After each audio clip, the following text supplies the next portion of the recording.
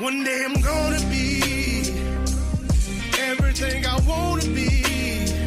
I don't let it get the most of me. One day I'm gonna be free. I wanna be everything I'm gonna be.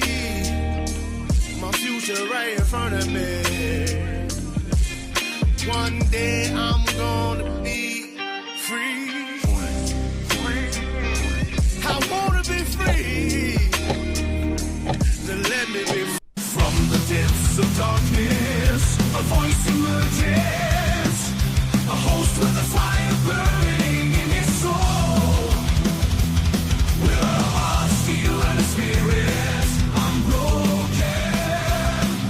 He rides on two wheels, ready to claim his throne.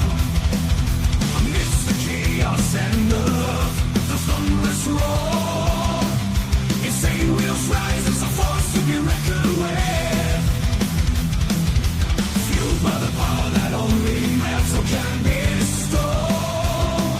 He takes his stand, refusing to submit.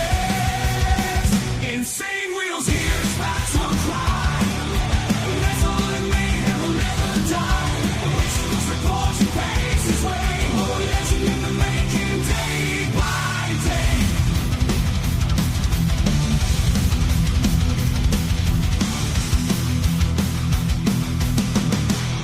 Holy cow, man. I can't believe I'm still alive at this point. Today is day 9 of being sick, but I feel a little better today.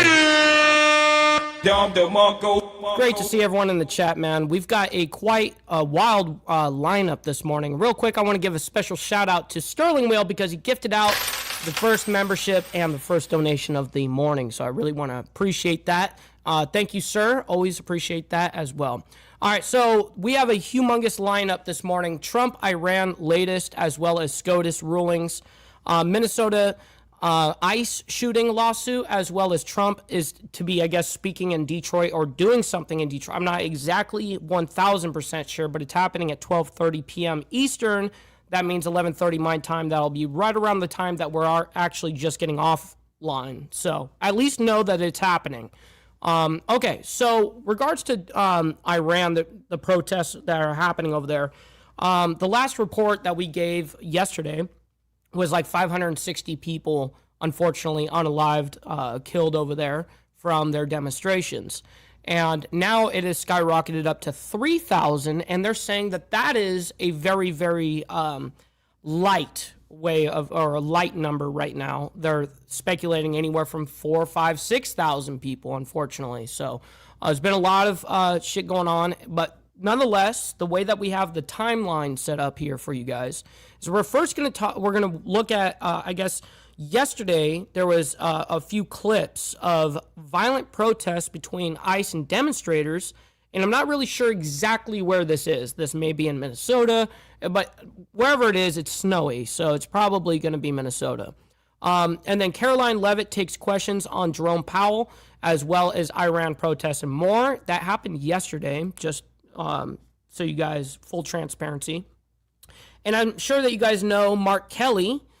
He sues the Pentagon and Hegseth over demotion threat. Like, he's suing the Pentagon and Hegseth over a demotion threat. Okay, well, whatever. And then we've got Minnesota sues Trump administration to halt ICE enforcement. Now, these are the public officials over there in Minnesota that are going to be speaking on that particular thing. I'm sure that they're just going to whine over the top of it. So, Trump announces 25% tariff on Iran trading nations. So, meaning any, this is what Trump came out with, is any country or nation that is doing business with Iran, well, we're just going to tariff those guys for doing business with Iran at this point. So, that's what's happening there. So, it's a 25% tariff on that. And then we got Representative Luna calls out Fed chair, quote, if you lied to Congress, ... So I'm sure that there's some shit that was said that I didn't even catch yet. So we're going to find a lot of this out together. And then we got Pete Hegseth, Elon Musk speak at Starbase. That was 13 hours ago, by the way. And that's the SpaceX location in Texas. That's where they met and blah, blah, blah. And then we got NYC nurse strike day 2. We're giving you guys the update. That was just 2 hours ago. As you guys know, we reported on yesterday, there are thousands reported to be striking over there in New York City for the nurses are striking. And today's day 2, and it says thousands continue protest. Some return to work. And I'm wondering what that is and why. Are they being scabs, or are they actually going to the point where, hey, we need, for the betterment of our society, you got to be able to come back and heal these people. I'm not really sure what the case is. And then we got Trump ends temporary protective status for Somalis. Oh, shit. Yeah, feels ultra good. All right, so ladies and gentlemen, let's go ahead and quickly get into our call to actions, and then we got to get right into this. We've got 9 stories to blast through. Please make sure you guys come in and hit that like button, as well as double tap that screen if you're on the vertical side. It helps out the show immensely, and it's free to do so. You know what else is free? Hitting that subscribe button. This is what we do Monday through Friday, and then we've got Saturday morning for members only, man. It's a great time. But let's get the money part over. Please consider becoming a member, starting only at $3.99 a month. We're making sure we're not breaking the bank out there with anybody, but check it out. This is what allows us to keep these lights on and be on these airwaves. So I very much appreciate you guys becoming members and staying members. Little side note here, follow my Instagram at BallValveTV, where I post everything behind the scenes of not only my life, but as well as the show, Millennial Food Time, breaking news, and as well as the campaign trail, all of this shit, man. So make sure you guys follow me over there. Direct message me. I'm always, available. And, well, I try my best to get back to everybody. And then we also have a Discord server for all of you legends. One of the moderators will drop you a link in the chat. If not, go into the link down below in any of our live videos, and it has all the links, all the invite links for the server, all that stuff. And last but not least, all super chats, super stickers, gifted memberships, and membership signups are, of course, all going to be presented live and shouted out onto the show. But if you guys would like to skip that YouTube 30% brutal cut that they take from your hard-earned cash, we have these platforms right here that you guys can donate to. And, of course, I'll read them out loud just like a super chat. You guys can insert yourself with your voice. I've got my email up, so if anything comes through, we're ready to rock and roll. All right, you legends, man. Great to see everyone in the chat. We got Glare, as well as Jimmy Max, Sterling Wheel, and Easy Frank, my man. Good morning to you, gentlemen. We got Naomi in the building, as well as Mr. Mister. Great to see you guys. We got the like button, which is Crystal. Great to see you, Crystal. We got Quick Shoe as well. Lappy, my man, as well. Bree Rodriguez. Good morning. We got Vanguard Ratchet. We got Abe Dinkus, my man. Yes, sir. I very much appreciate you, kind sir. We got Prez in the building as well. Good morning to you. We are scrolling our way down. We got Mountain Woman. Good morning. Good morning. Great to see you guys. Happy Topless Taco Tuesday to everybody. And yes, Steve Easy, there are from different standpoints why you would think unions suck. And then for some of the people that are in those unions, sometimes it's a good thing. But most of the time, the union will actually work against you as a person anyways. Trust me, I'm somebody that came from the IBU. So I'm someone that can speak a little bit on unions. Let's see. We are scrolling down. We got Dylan Patterson. By the way, thank you. By the way, you sent $2 on the Cash App yesterday, right as I was ending the live stream. I'm super sorry that I missed that. Thank you for your $2, man. It goes a long way.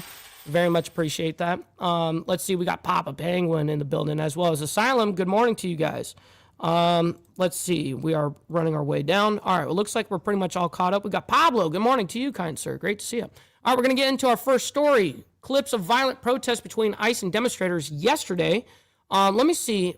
This says 20 hours ago, there were protests against ICE operations and other federal law enforcement actions in notably Minneapolis, St. Paul, Minnesota, and also Los Angeles, California. Wow. Protesters in Minneapolis entered hotels believed to be Housing, Immigration, and Custom Enforcement, which is ICE, agents on January 9th, footage shows, and then they go on and on. Okay, so this is Minneapolis for the most part, it looks like. Oh, man, why would they be playing that stupid song?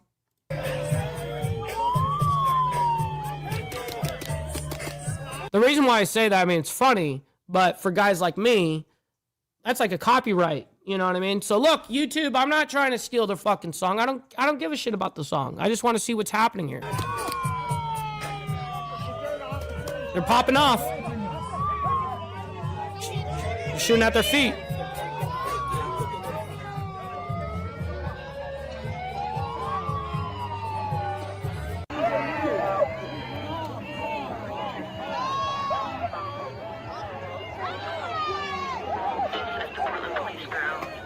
What's up, Shadow? Great to see you, by the way, and thank you for that information right there. We got Biker Babe as well. Good morning to you. We got Virgil in the morning. Good morning to you as well.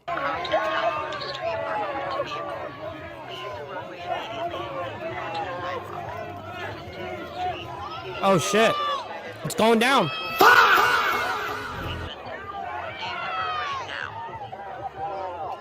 You know, if you guys were just at home, you guys wouldn't be getting quote-unquote harassed by ICE. You know that, right? And state troopers, police, all of that. You just stayed your ass at home.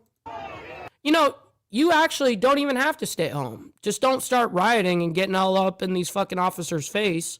I just don't understand why they think that's going to be like something that's productive. It's not.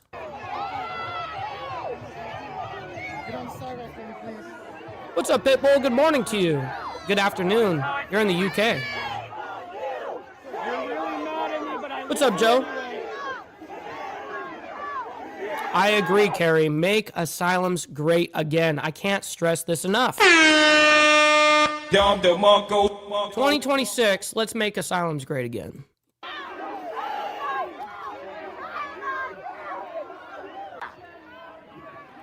Yeah, you have a right to be there, J. Robin or whatever. Listen, you have a right to be there, but you don't have a right to, get violent. You don't have a right to sit there and demolish buildings, or light shit on fire, spray paint shit, rob shit, loot shit. The Constitution doesn't give you the right to get in the way of federal investigations. So the Constitution doesn't say that you can do anything that I just listed. Now, you can absolutely be there and peacefully protest, which I absolutely think we should be able to do. But this shit, this is out of control. It's stupid. It doesn't get you anywhere.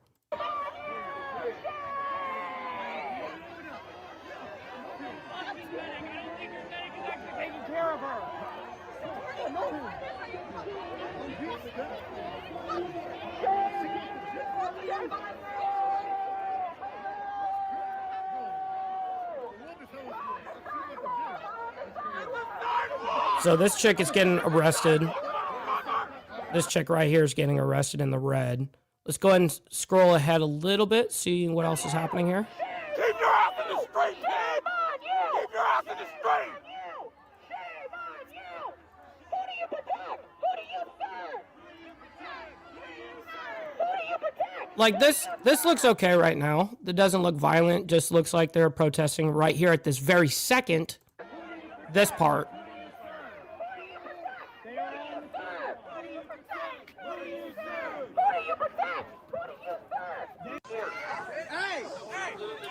Oh shit, what's happening?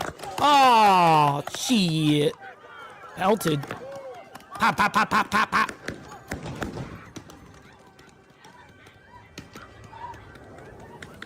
Shit.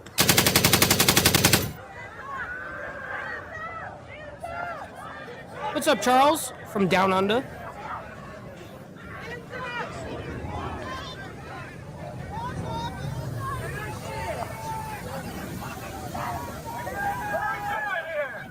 It's going down. What's up, Virginia Chaos? Good morning.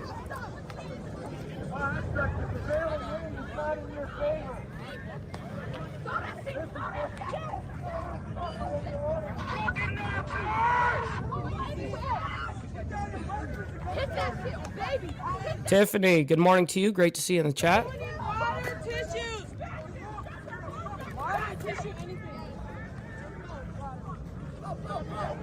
Okay, are they going to show anything else here? If not, we're not going to play this whole thing, by the way, just because we've got so many things to get through and we've got only an hour to do it. I'm going to let this play for another scene or two, and then we're going to get on into Caroline Levitt takes questions on Jerome Powell, Iran protests, and more. So hold on.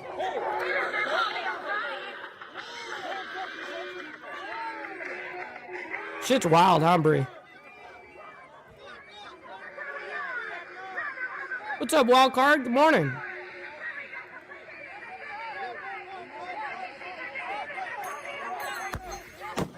Oh, shit. That shit sucks.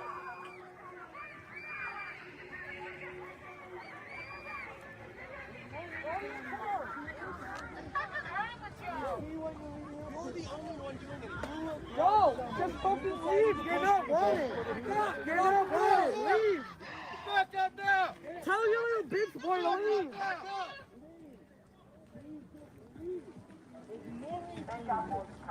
The more shit that you guys do, the longer we're gonna stay. Go away, leave us alone. It's not gonna happen. What do you think that this guy's gonna come in and say, we're just gonna keep going?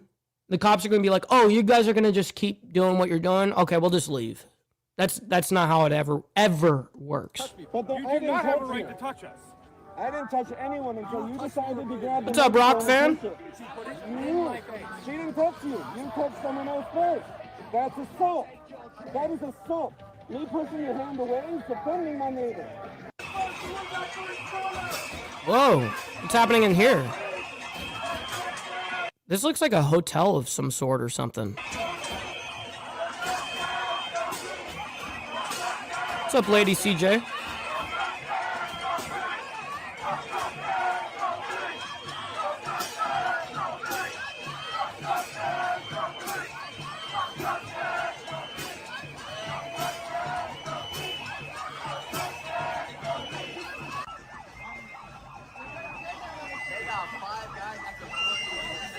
Jesus.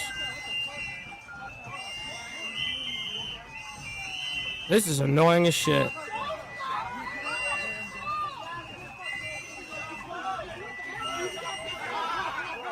What are they doing? What are they trying to attempt to do?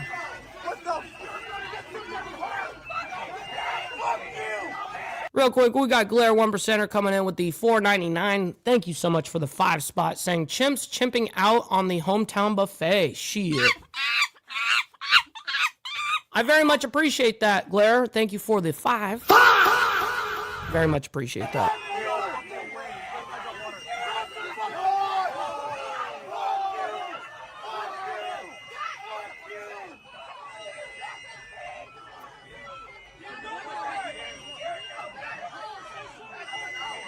No kidding, Dwayne.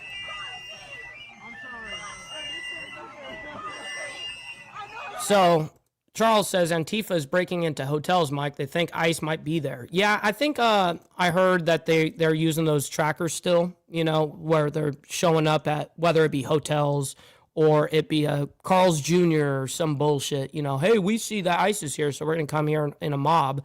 Yeah. So I'm going to let this scene right here play out, but I'm going to skip ahead a little bit just to see if we get any movement here. They're just like at a standstill at this weird exit, like an emergency exit or something. It is an emergency exit.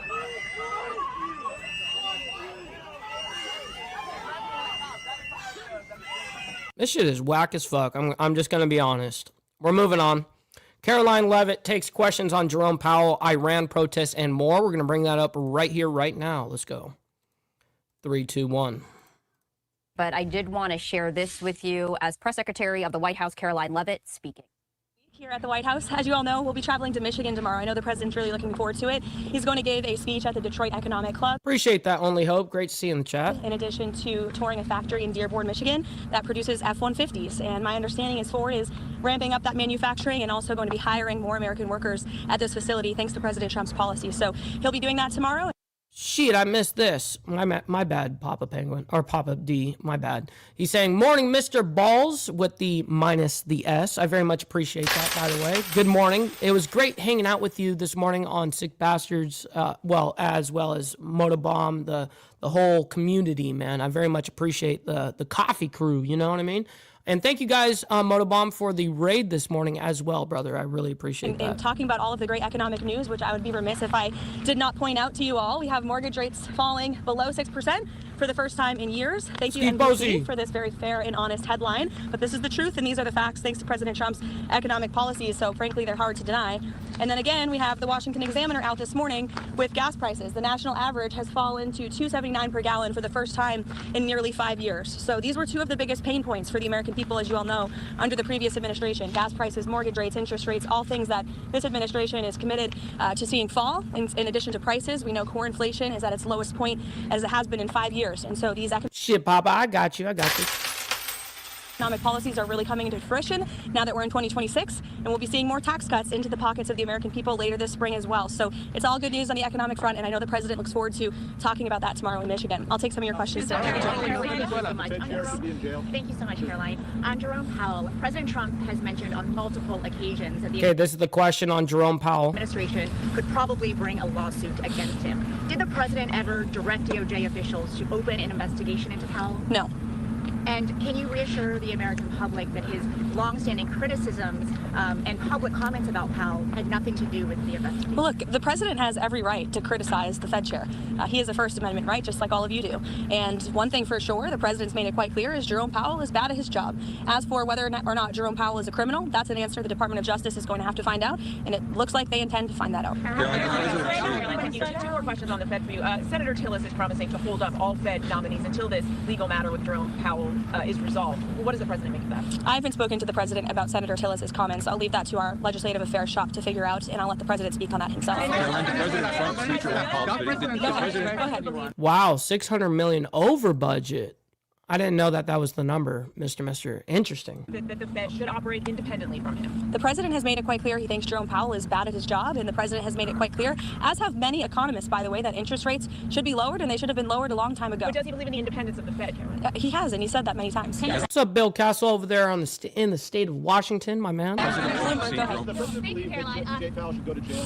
Does the president, Eamon, you're yelling out a question that's being asked in a different way, but it's the same exact question as we just answered, and I just answered it. We'll let the Department of Justice determine that. Damn, Caroline Levitt is such a fucking legend sometimes. She knows how to handle the press and these people, these journalists, all, you know.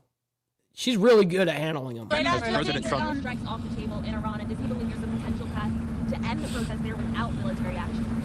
Well, I think one thing President Trump is very good at is always keeping all of his options on the table, and airstrikes would be one of the many, many options that are on the table for the commander-in-chief. Diplomacy is always the first option for the president. He's told all of you last night that what you're hearing publicly from the Iranian regime is quite differently from What's up, KH? Good morning. the messages the administration is receiving privately, and I think the president has an interest in exploring those messages. However, with that said, the president has shown he's unafraid to use military options if and when he deems necessary, and nobody knows that better than Iran.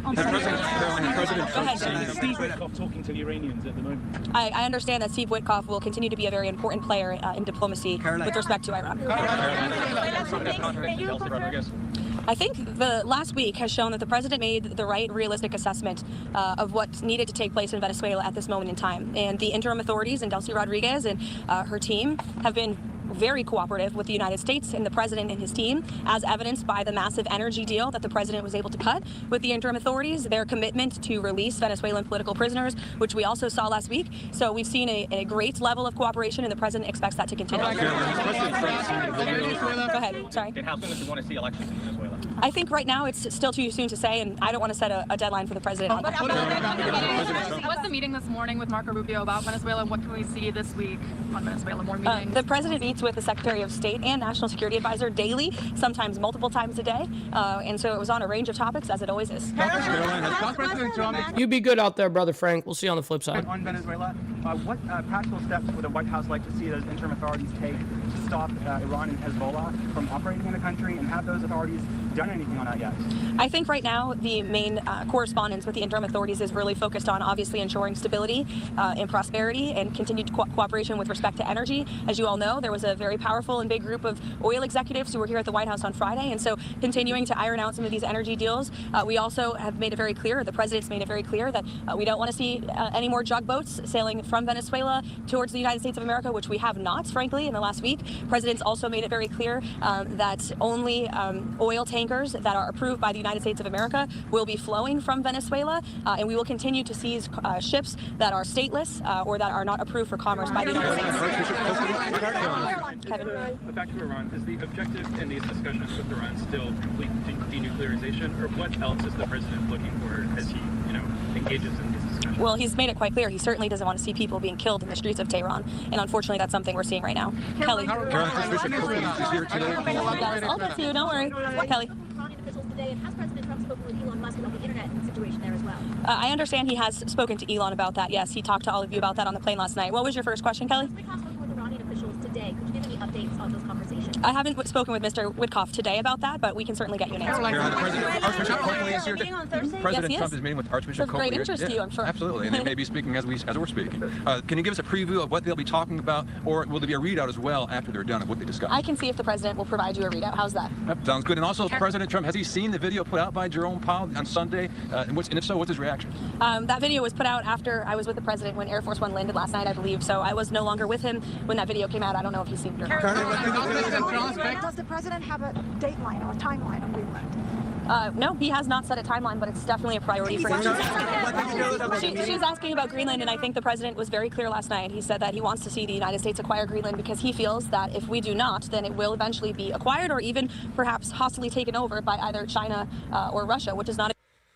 Right, which is what Trump has been saying. We're not going to allow China or Russia to beat us to the punch, and we'll take it over by force if needed. Essentially. A good thing for the United States or for Europe or for Greenland as well. Let's not forget, it would not just be in the best interest of the United States, but perhaps it would be in the best interest of Greenland as well to be part of the United States and protected by the United States. I can't even finish my answer. Everybody's screaming. Go ahead, Monica. What's up, TJ? Assad, dude. Assad, dude. President Mino last night when he said that Iran had called to negotiate and that there may be a meeting that is set up. That's right, Dylan. I mean, what else do you want me to explain by that? There was an official from the Iranian government, I believe it was reported earlier, that reached out to a member of the president's very close team, Special Envoy Witkoff, expressing a far different tone than what you're seeing publicly. About the meeting on Thursday with Maria Corina Machado? That's been front and center in response to this ICE video. Is the president satisfied with her efforts there and all of her media interviews? Yes, 100%. President Trump and I actually spoke about this last night and how Secretary Noem is doing a phenomenal job, not just securing the border, which she and the president did together in record time, but also in defense of the brave men and women of ICE who put on a law enforcement uniform every single day to protect our communities and to protect all of you and every American, regardless if they are Democrat or Republican. ICE is doing a very important job to remove illegal alien criminals from our communities. And I think it's very striking that all weekend long, you had agitators and violent American citizens out in the streets of Minneapolis protesting. Protesting what exactly? Apparently, they are protesting the removal of heinous murderers and rapists and criminals from a city that I can guarantee you, when you look at the... Well, now it's a whole movement of anti-ICE, which it was already like that in the environment.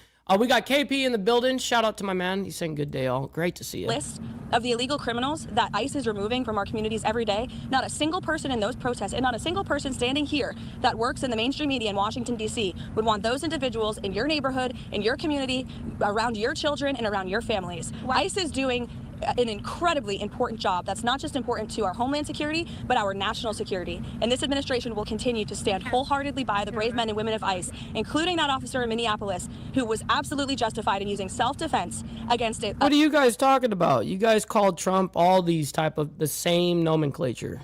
A lunatic who was part of a group, an organized group, to interject and to impede on law enforcement operations. And it's disgusting what we have seen from the left.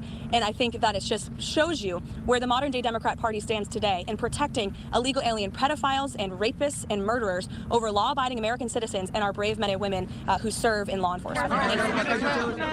Oh, she just walked away. That was White House Press Secretary Caroline. She didn't even say, okay, bye. She just was like, fuck, I'm gone. Irish goodbye.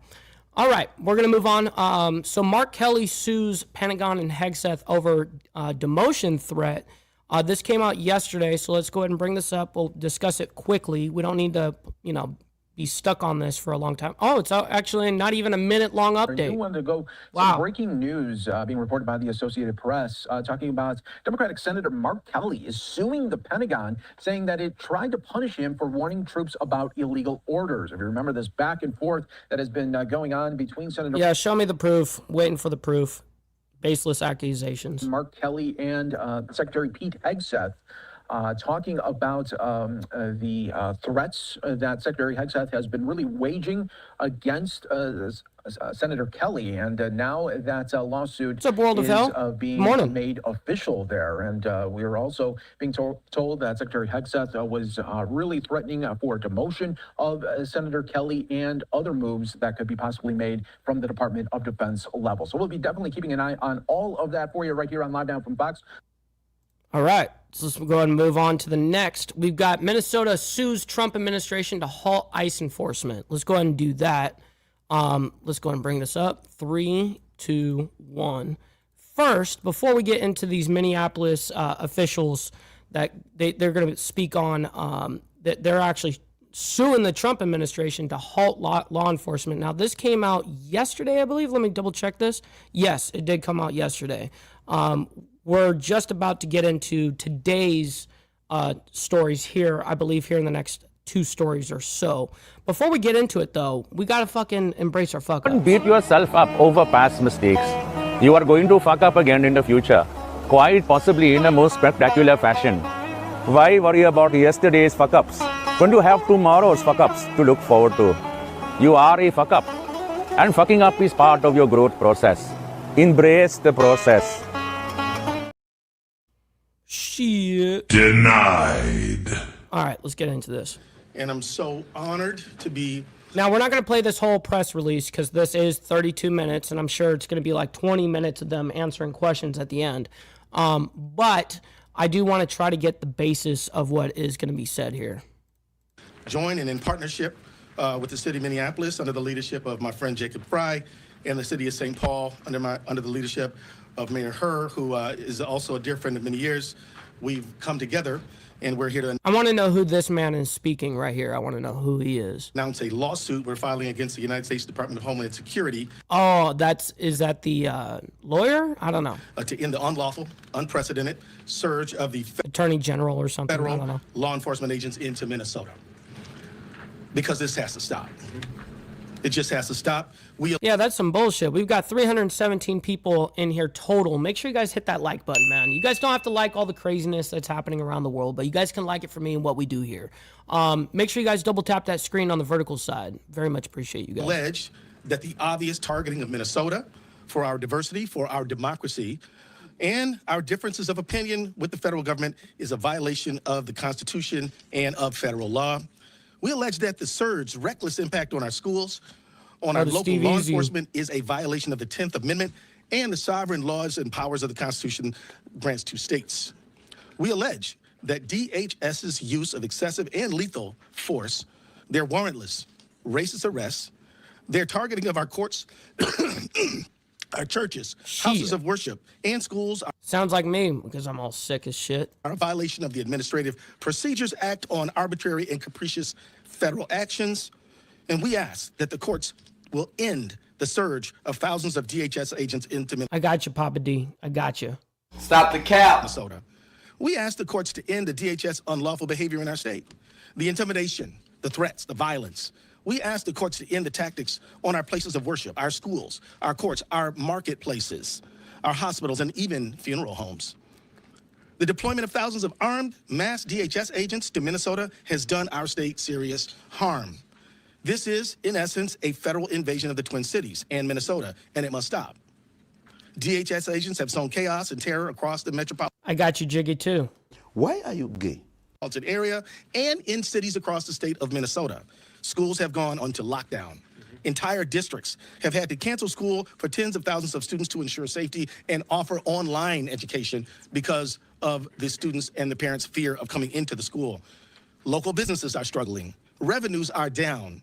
And some retail stores, daycares, and restaurants have actually closed because people are afraid to go out and to do their shopping, whether they're immigrants or whether they are citizens of many generations. This surge has made us less safe.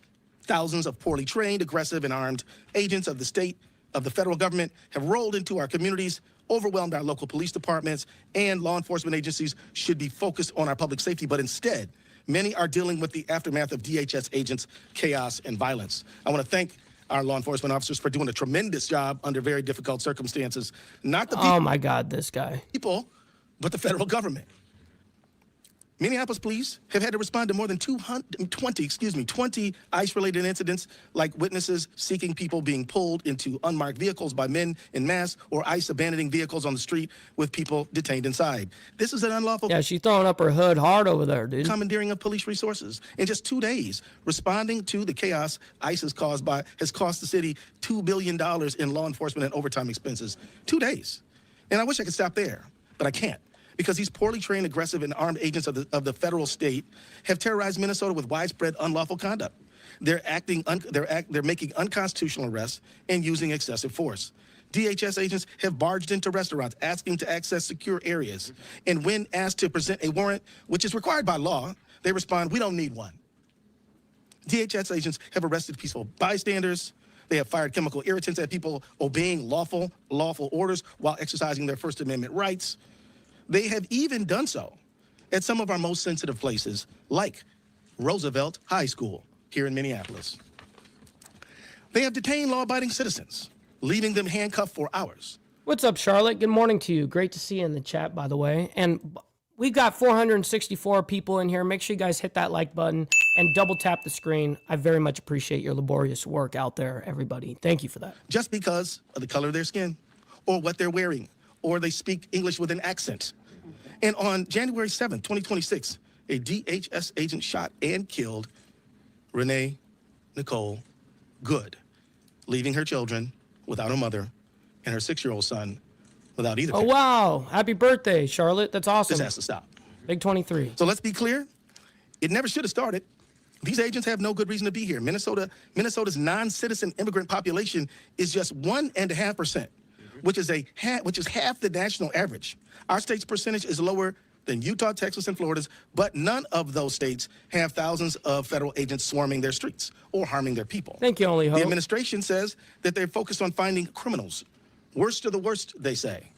But many of the people the DHS is arresting in Minnesota have no criminal history. That fits a pattern. In 2025, 93% of the people arrested by ICE had no violent criminal history. 65% had no criminal convictions at all. Okay, so this guy's just kind of going on and on and on and on. We're going to go ahead and get the mayor up here because this guy is just going for a minute. And we've got so much to still get through. Mayor Jacob Fry. Thank you, Attorney General Ellison, for your leadership and your incredible team's work around this issue. Thank you to Mayor Herr of St. Paul for your partnership. These are not normal times. And so the response that we are asking for from the judicial system and from the courts requires that we file suit at this particular moment. What we are seeing right now is not normal immigration enforcement. We are not asking ICE not to do ICE things. We are asking this federal government to stop the unconstitutional conduct that is invading our streets each and every day. You've seen the videos. At times, there are as many as 50 agents arresting one person. The scale is wildly disproportionate and has nothing to do with keeping people safe. In Minneapolis, we've done work extensively with the federal government under multiple administrations to keep people in our city safe. We have worked with the DEA, the ATF, the FBI, the Attorney General's office, as well as the U.S. Attorney's office, to successfully drive down crime in our city. We've seen the results of that. What's up, Nomadic? Welcome back. Great to see you in the chat. But let's be clear. The stated reason of this federal government for bringing in this full invasion of ICE and border control is not safety. If it were safety, there would be other mechanisms to achieve safety. By the way, crime is down in virtually every category, in virtually every neighborhood of this city. If this were about fraud, then you'd see an invasion perhaps of accountants. But that's not what you see. What you see is people being indiscriminately taken off our streets. Discrimination only takes place to the extent that a determination has made that somebody is Somali or is Latino, or at least they look that way, and then there is virtually no discrimination thereafter. Here's the thing. You can't indiscriminately take people off our streets, American citizens off our streets. You cannot drag pregnant women through the snow. You're not allowed to take teenagers out of their car and detain them when they are, in fact, American citizens. That is against the law in every state. That is against our United States Constitution. And we're feeling the impact here in Minneapolis. Schools have closed. People are afraid to go to work, shop, or seek medical care. 911 calls are up. Police resources are indeed stretched thin. We have approximately 600 officers in the city of Minneapolis. You know, this is a great way to go ahead and break this up. Yeah, let's go ahead and just get the money part over. All right, just get the money part done. Give me money. Money me. Money now. Me a money needing a lot now. Perfect. Back to this. Mayor Herr has approximately 600 officers in the city of St. Paul. The number of ICE agents and border control are now in the thousands. They are in the thousands. If the goal was immigration enforcement, if the goal were simply to look for people that are undocumented, Minneapolis and St. Paul would not be the place where you would go. There are countless more people that are undocumented in Florida and Texas and Utah. Why are they in these much smaller cities in the middle of the Midwest? The answer is very clear. It is politics. Florida and Texas and Utah are Republican states. The reason that Minnesota and Minneapolis are being targeted is because you've got a Democratic governor, a Democratic attorney general, and you got Democratic mayors. We are doing everything possible to keep our cities safe through this unprecedented time, and at the same time... Yeah, you guys are sucking. Obviously. We have police officers that are tired. We've seen damage substantially because we're now having to pay a ton of overtime. Millions of dollars of emergency overtime for law enforcement. Emergency operations have been activated across our city and state agencies, pulling focus on daily core services that we, by the way, are tasked with providing. Local police officers are being diverted from the very work that we need to be doing, and small businesses are losing significant revenue, with some worried that they may not survive this at all. People are scared to take their kids into school or daycare, to go into work. They're going to have difficulty paying rent. There is no doubt in my mind the kind of action that the federal government is taking is not just mean-spirited. It's unconstitutional, and every one of us need to be standing up. Let me give you another example. Just last week, a group of our city's public works employees were stopped by ICE agents. 3 of the 4 employees were not white. The ICE agents asked to see the IDs of the 3 non-white employees and didn't even bother to ask the white employee for the identification. Minneapolis is being targeted because we stand up for our neighbors and we welcome immigrants because we believe in the law. And as I said, frankly, because we are in a blue city in a blue state. Donald Trump should know. As long as federal agents are in our city acting unconstitutionally against our neighbors, we will continue to push back with everything we got. And let me just take a moment to say how grateful I am to the residents of our city and of our state. We are not victims in the city of Minneapolis. We've got heroes that are standing up for each other, that are standing by the neighbors that they love. And one thing that I can tell you for certain is that we aren't backing down. We don't retreat in Minneapolis. We don't back down in Minnesota. We stand up against bullies, and right now, what we are asking for is an intervention from the court to push back on this unconstitutional conduct, pure and simple. I'll now turn it off to Mayor Herr. Yeah, Papa D, this shit would never be happening here where I live. I mean, just saying. Okay, so we heard what we needed to hear here. We don't need to go on with every person on here as a politician, so every person up here has to speak and get their turn in front of the camera. We get the consensus of that. We just watched the majority of it. So Trump announces 25% tariff on Iran trading nations. So any nation, country, whatever, that is doing business with Iran is going to have a heavy burden of a 25% tariff just with doing business with them. So this came out yesterday. Let's go ahead and bring it up before we get into today's cycle this morning already. Welcome back to Live Now from Fox. I'm Shauna Kalafi. We're continuing to follow the situation in Iran as hundreds of people, according to activists, have been killed in protest there. And now President Trump putting this out on social media. Oy This vey. is from the White That's House right. saying effective immediately, any country doing business with the Islamic Republic of Iran will pay a tariff of 25% on any and all business being done with the United States of America. This order is final and conclusive from President Donald Trump. So President Trump announcing that 25% tariff on any country doing business with the Islamic Republic of Iran. And of course, we know those protests within Iran continue, as well as here in the U.S., calling for regime change and an end to the Islamic Republic. We want to show you a little bit of video from some of those protests in Iran right now. The White House is also weighing its options as this unrest in Iran is reaching a boiling point. Those human rights groups saying... Now, just so you know, the latest reported numbers are anywhere from 3,000 to 6,000 people that have died since this whole ordeal. Now, yesterday's numbers were 500, 540, 560. Those were the numbers we were seeing yesterday. Today, we're seeing a bare minimum of 3,000, and that's a very conservative number they're already saying. So, terrible. It's just terrible. Hundreds of anti-regime protesters have already been killed, thousands jailed. Fox News correspondent Connor Hansen has the latest. Chaos in cities across Iran. What began as protests over its weakened economy has brought a harsh and deadly crackdown by the regime. Human rights groups estimate hundreds of people have been killed and thousands more have been imprisoned. The government has shut down phone lines and internet. President Trump says the U.S. is prepared to act. The military is looking at it, and we're looking at some very strong options. The president and his team have reportedly been weighing options ranging from cyber attacks to direct military strikes. Iran has threatened retaliation. But despite the war of words, both sides appear willing to talk. Iran called to negotiate. The greatest leverage the regime had just several months ago was their nuclear program, which President Trump and the United States military... No, I don't know what necessarily that is. ...totally obliterated through Operation Midnight Hammer. Democrats have denounced the Iranian regime's actions, but want the president to come to Congress before any potential military action. They are fighting for their own freedom and for a new type of country.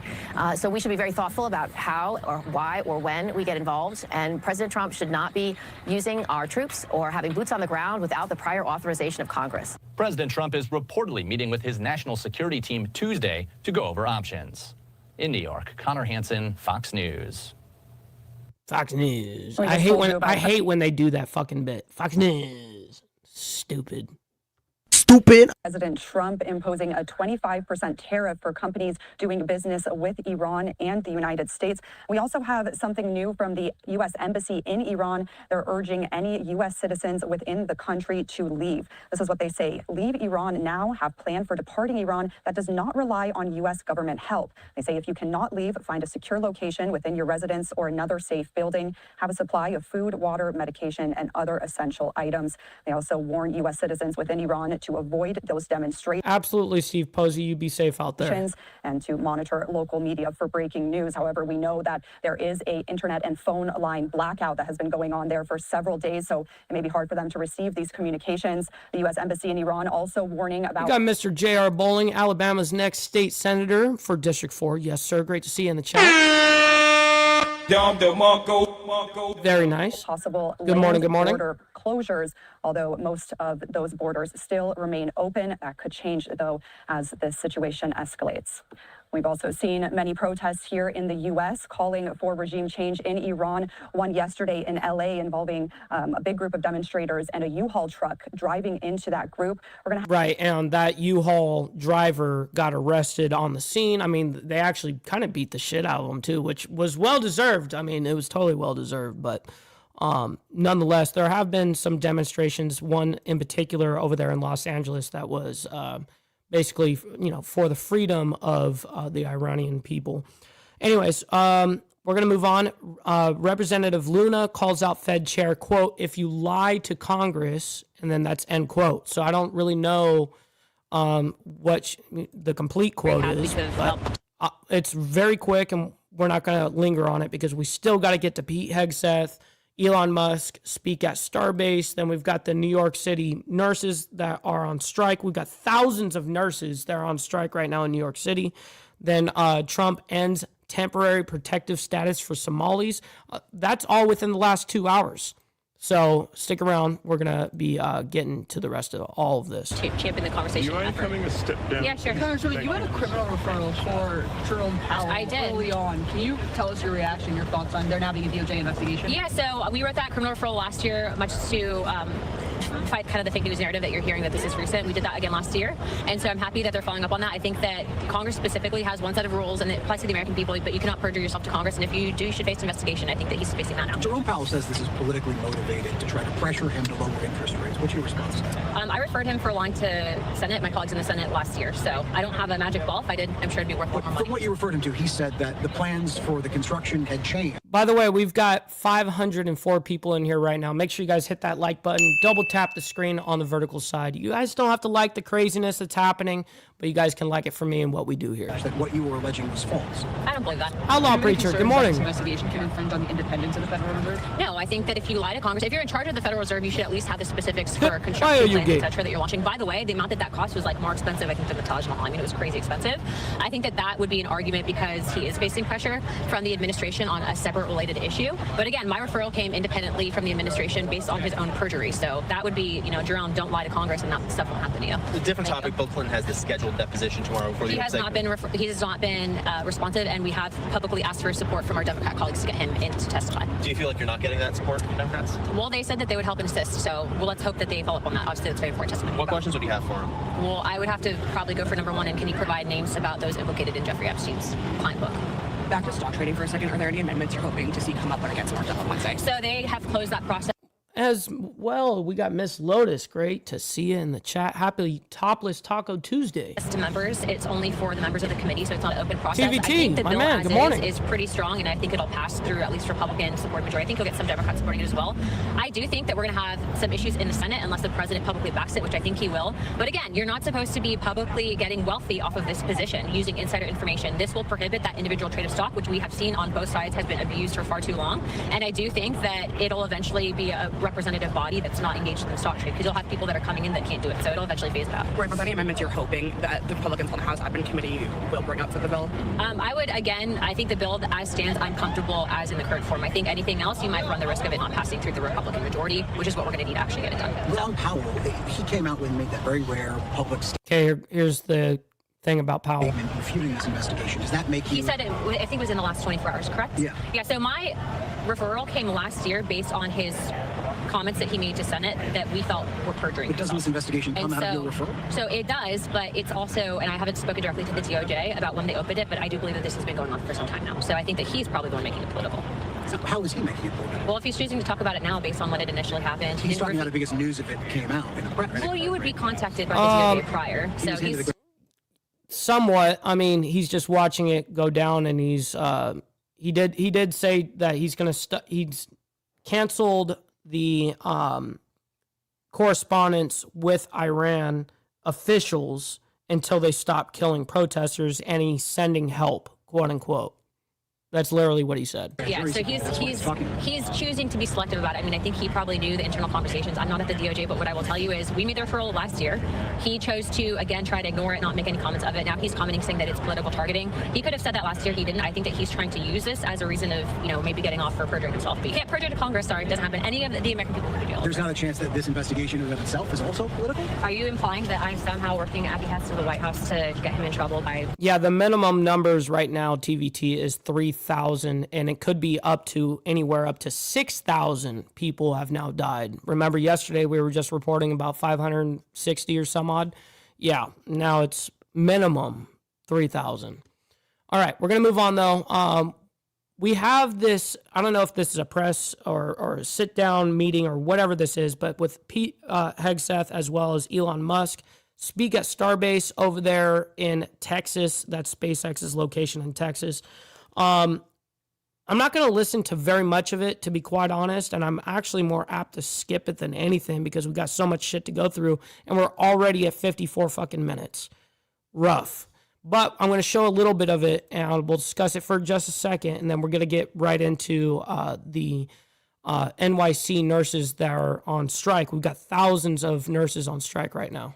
All right, here we go. All right, we are seeing Elon Musk stepping up to the podium at an event in Texas. He's going to be joined with Defense Secretary Pete Hegseth. This is live.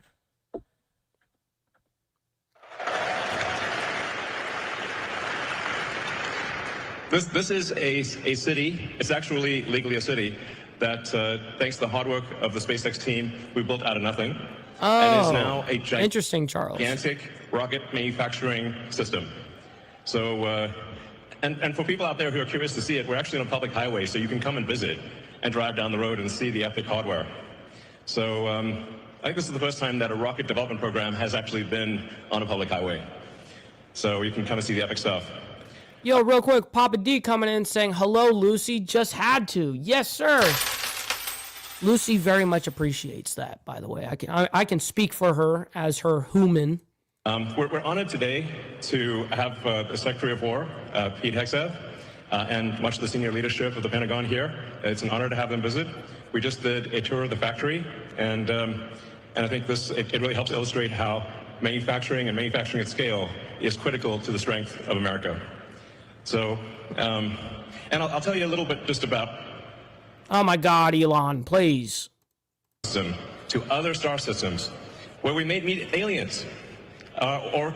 Fucking Elon. He's such a geek with this shit. I mean, I love him for it. You know, he's really enthusiastic about space for real, which somebody gotta, but I don't really want to sit here and listen to this whole thing. We're going to listen to Pete Hegseth real quick, and then we'll get right on to it. Appreciate it. I love it. Well, what a tour. What an opportunity to be here at Starbase, Texas, with Elon and the SpaceX I don't team. see There's her nothing either. like this in America.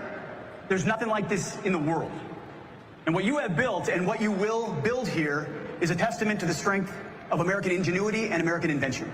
So I want to thank all of you, all the folks out here for having us today. Elon, thank you so much for hosting us, for what you built, for the vision you have for this company, the vision you have for our country, the vision you have for American innovation. I could not think of a more fitting venue to continue our Arsenal of Freedom tour and to outline today the future of technological innovation at the War Department. I mean, just so this is kind of clear here.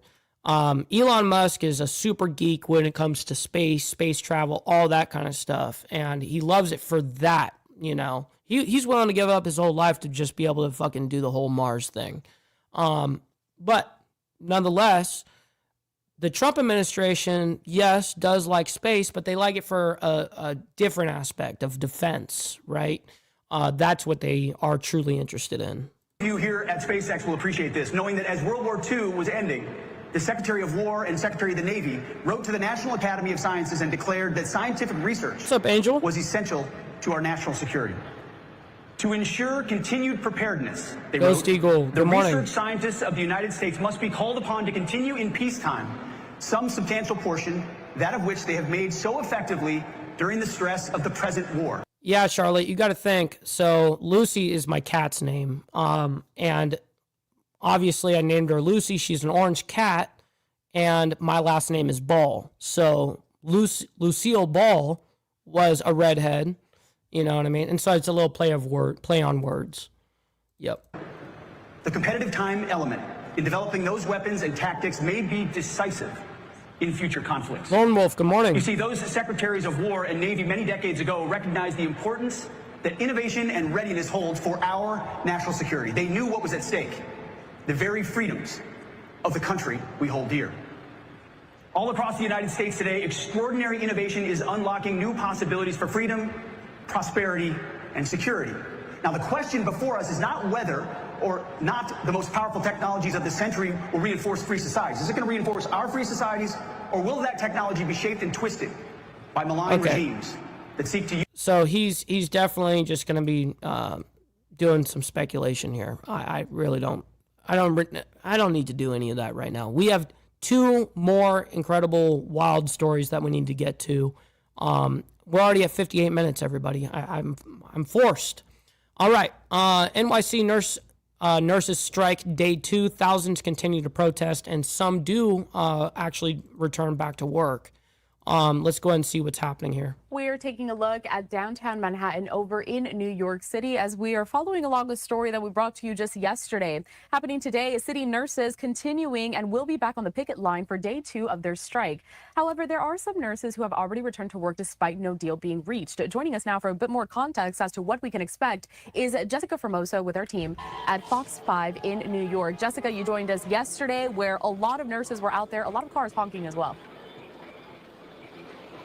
Good morning. The scene a little different this morning. Yesterday by 6 o'clock, hundreds of nurses were out here on the picket line. But as you can take a look here, this is a live look at the scene. It was around a little after 6:30 when we saw a handful of nurses here. And at this hour, that crowd has grown, not like it was yesterday, but we see that nurses continue to show up for day 2 of this strike. This is the largest nurses strike in city history. We're talking about nearly 15,000 nurses who walked off the job yesterday and onto the picket line. As I said, yesterday there was a much bigger crowd, but we are expecting these nurses to continue to show up as the morning progresses. Now, although no deal has been reached, a spokesperson from Mount Sinai telling us some nurses have crossed over the picket line, saying 20% of their nurses went back to work yesterday, and they expect more to do the same today and in the coming days. That said, as of now, all hospitals involved remain open. Their emergency rooms are also open as traveling nurses are helping fill the gaps. The 3 hospital systems affected by the strike are Mount Sinai, Montefiore, and New York Presbyterian. Mount Sinai says it has brought in 1,400 qualified and specialized nurses.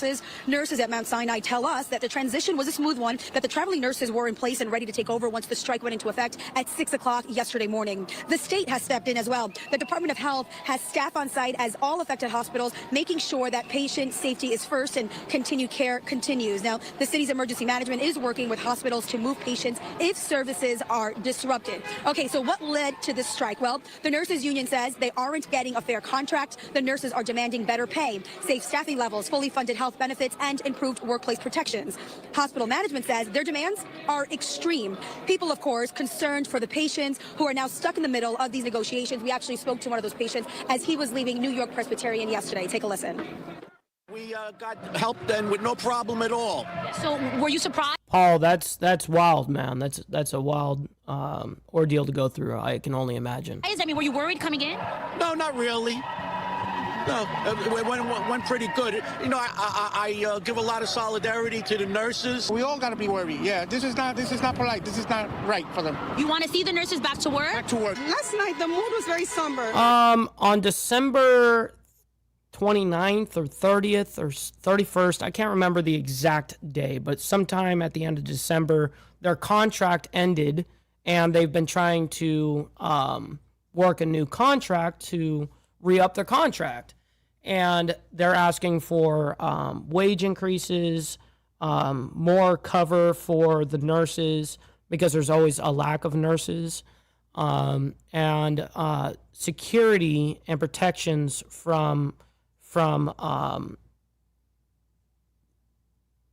their patients, because I guess that they have a handful of problems with that, and I guess the hospitals haven't backed them, and they've gotten fired or whatever the case is. So anyways, they're trying to change a few things, and unfortunately, they haven't met an agreement yet.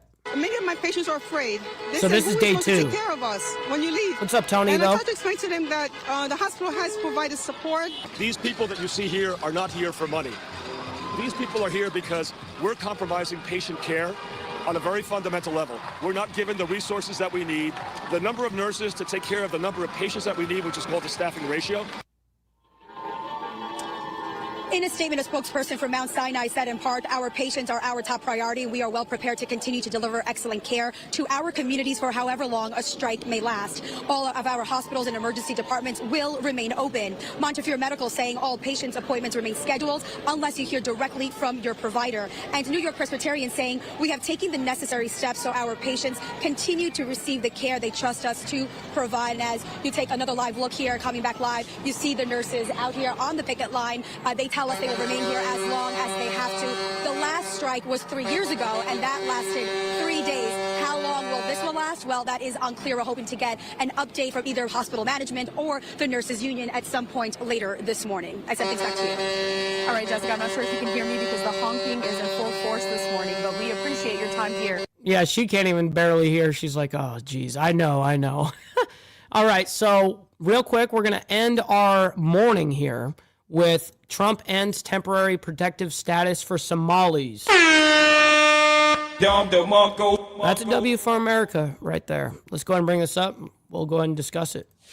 We have some breaking news to share with you on this Tuesday, as Fox News is reporting that the Trump administration has ended the temporary protection status for Somalis in the United States. We're taking a look here at a social media post courtesy of Fox News and Fox News Digital saying this: the Trump administration is ending temporary protection status for Somalia, affecting several thousand Somalis currently living in the U.S. and several hundred currently living in Minnesota under the protection. Somali migrants with TPS will be required to leave the country by March 17th. Department of Homeland Security Secretary Kristi Noem told Fox News Digital in a statement, quote, temporary means temporary. Country conditions in Somalia have improved to the point that it no longer meets the law's requirement for temporary protected status. That statement went on to say, quote, further, allowing Somali nationals to remain temporarily in the United States is currently and contrary to our national interests. We are putting Americans first. Bringing us out to a live image that we have of the White House over in Washington, D.C. as I continue to cite. And real quick, I'm also going to figure out who we're going to raid right now, so stick around. This is a very quick ending to the show right here. Some more of this only 2 more courtesy minutes of Fox News Digital. Sources tell Fox News Digital that there are 2,471 Somali nationals currently in the U.S. under TPS, with just over 1,300 in the country with pending TPS applications. The move comes as DHS continues ICE operations in Minneapolis, Minnesota, after a widespread, roughly $9 billion fraud scheme involving members of the Somali community plagued the state. Fox News Digital learned that an estimated 600 Somali nationals who are protected by TPS live in Minnesota. Now, Somalia was granted temporary protection status in 1991 as a result of an ongoing civil war in the African nation. Former President Biden, most recently extended the protection in September of 2024.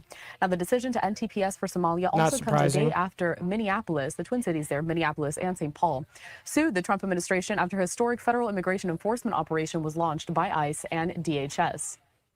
Last week, during ICE operations in South Minneapolis, a woman was fatally shot by an immigration officer as she drove her vehicle toward agents, prompting agitators to riot across the city and in cities across the U.S. Secretary Noem labeled the woman who was killed, Renee Nicole Good, a, quote, domestic terrorist, saying, quote, she weaponized her vehicle after blocking ICE agents on the road. Now, footage from the encounter shows an agent approaching Good's vehicle and ordering her to step out. And according to Noem, Good then attempted to run over the officer. It already went in and out of my head, TVT. I'd have to look it up again. The agent fired multiple shots into the car, killing the 37-year-old mother.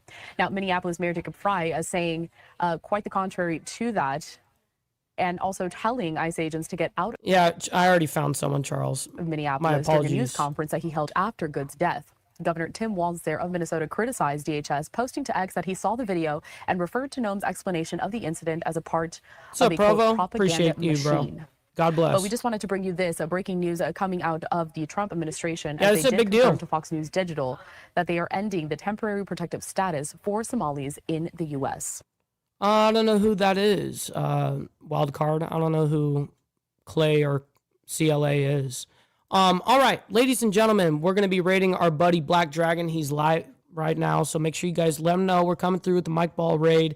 We hanging out, having a good time, man. Make sure you guys hit the like button on the way out, as well as double tap the screen. This is what we do Monday through Friday, so make sure you guys hit that subscribe button. We don't sit here for 4, 5, 6, 8 hours a day live streaming. We do this 1 hour. We consolidate everything, and we do no bullshit analysis, man. So I'm very appreciative of all of you legends, man.